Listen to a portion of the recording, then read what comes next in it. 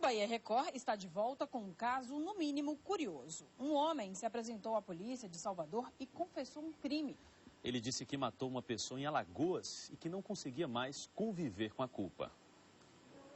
Arrependido, o porteiro Luciano Souza Correia, de 32 anos, tomou coragem e se apresentou à polícia no fim de semana. Ele se entregou dizendo que cometeu um homicídio há 3 anos em Maceió, capital de Alagoas. Estava sendo perseguido e depois de uma discussão aconteceu. Todo mundo veio em cima de mim, eu não tinha nada na mão. Olhei pro chão, vou ver se eu vi alguma coisa para intimidar alguém e procurar me defender. Mas quando eu me abaixei, eles vieram em cima de mim, num lugar que eles bebiam, eu vi uma faca lá, eu peguei e meti no meio de todo mundo. Pegou em uma pessoa, ela viu eu morrer. Durante o período em que ficou em Salvador, Luciano trabalhou como porteiro de um condomínio no bairro da Federação.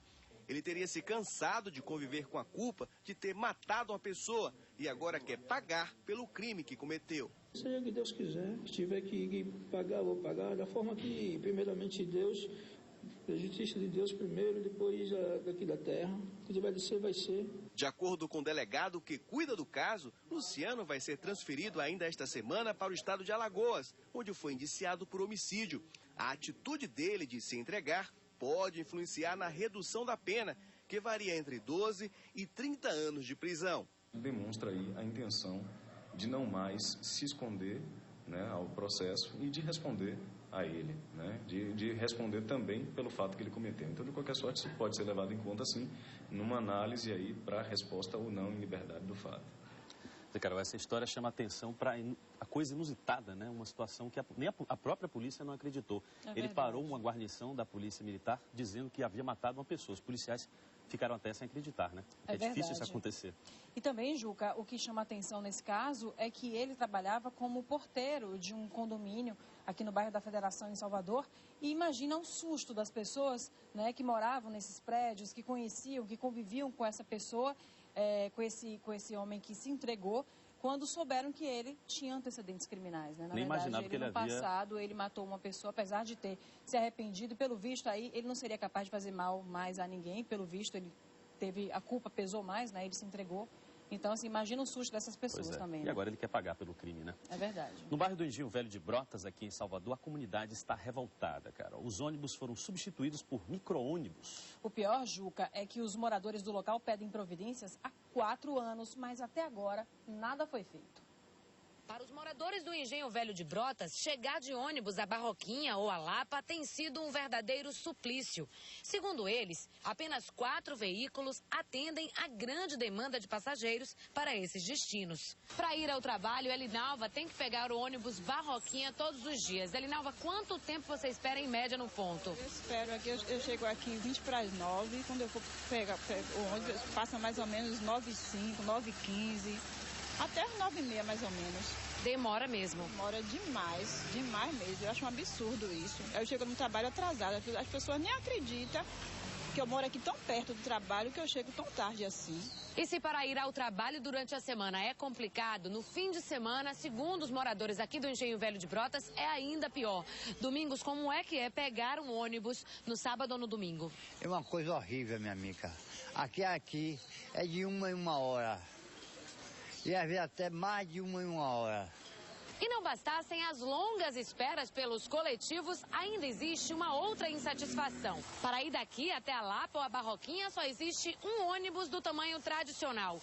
Todos os outros são micro-ônibus e tem muita gente reclamando dos veículos de menor porte. Principalmente os idosos. Dona Maria José se sente desrespeitada. Não tem lugar pra gente sentar, vai muitos idosos pegam, vai em pé, capaz até de cair. Não demorou muito para comprovarmos que Dona Maria José tinha razão. Esse ônibus é uma humilhação para o idoso, é uma vergonha. Segundo este líder comunitário, os problemas começaram há mais ou menos 20 anos, desde que a prefeitura trocou a empresa de ônibus que atendia o bairro. A comunidade estava realmente satisfeita com a antiga empresa que botava 8 ônibus. Botava 8 ônibus para Lapa e 8 ônibus para Barroquinha. E essa empresa agora está botando 2 micro-ônibus para Lapa e 1 micro-ônibus para Barroquinha. E um ônibus adaptado a deficiente físico, porque nós reclamamos, porque realmente não tinha nenhum ônibus para deficiente físico. De tanta gente reclamar, eles conseguiram botar um ônibus para deficiente físico. Mas mesmo assim, o atendimento é péssimo. Em 2007, os moradores do Engenho Velho de Brotas chegaram a enviar para a Secretaria Municipal de Transportes esse abaixo-assinado, com 600 assinaturas. Mas 4 anos depois, nada mudou e só resta insistir.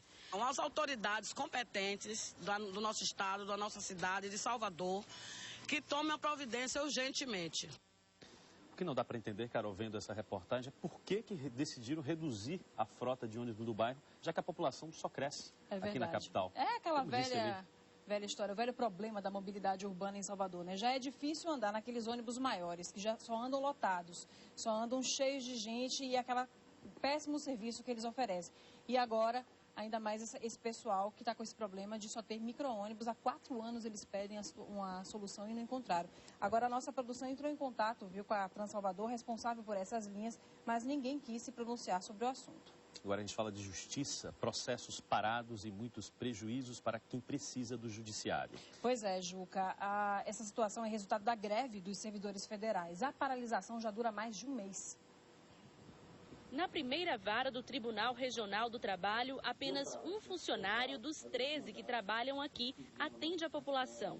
Por causa da greve dos servidores, que já dura 1 mês e 11 dias, muitos processos estão parados. A sala de espera das audiências, que normalmente fica cheia, está assim, com poucas pessoas. Só os processos com prioridade estão em andamento, um prejuízo para a maioria da população e para os advogados. Os processos estão paralisados, os clientes estão aflitos, querendo saber o andamento, a gente sem poder fazer nada e esperando que haja uma solução, né? Que as partes negociem e a greve acabe o mais rápido possível.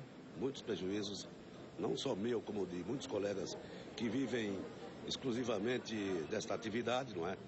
E, por conseguinte, fica muito tempo sem receber o resultado do seu trabalho, às vezes 2, 3, 4, 5 meses, processos que estão na fase de execução, não tem a execução completada por conta da paralisação. A greve dos servidores da Justiça começou no dia 1º de junho. A categoria reivindica principalmente o reajuste salarial, que não acontece desde 2006. Além de não haver nenhuma proposta de reajuste, existe um outro projeto, ao contrário, que está tramitando no Congresso Nacional, que é um projeto que propõe o congelamento da despesa de pessoal por mais de 10 anos. 10 anos sem aumento de salário e 10 anos sem contratação de novos servidores públicos para a administração pública de uma forma geral. Agora os servidores vão se reunir em mais uma assembleia na próxima quarta-feira, que vai decidir se a greve continua ou não. A justiça brasileira já é considerada lenta. Com uma paralisação, Carol, fica impossível, né? É verdade. Agora, a gente não é contra, né, o direito das pessoas de reivindicarem melhorias de condições de trabalho e de salário. Quem tem que se posicionar, nesse caso, para melhorar a situação dos dois lados, de quem está sofrendo com a greve e também de quem está fazendo a greve, é o governo. E daqui a pouco, futebol ao vivo. O comentarista Silvio Mendes analisa mais um empate do Bahia em casa, diante do Botafogo. E ainda tudo sobre uma operação policial no subúrbio de Salvador de combate ao tráfico de drogas. O Bahia Record volta.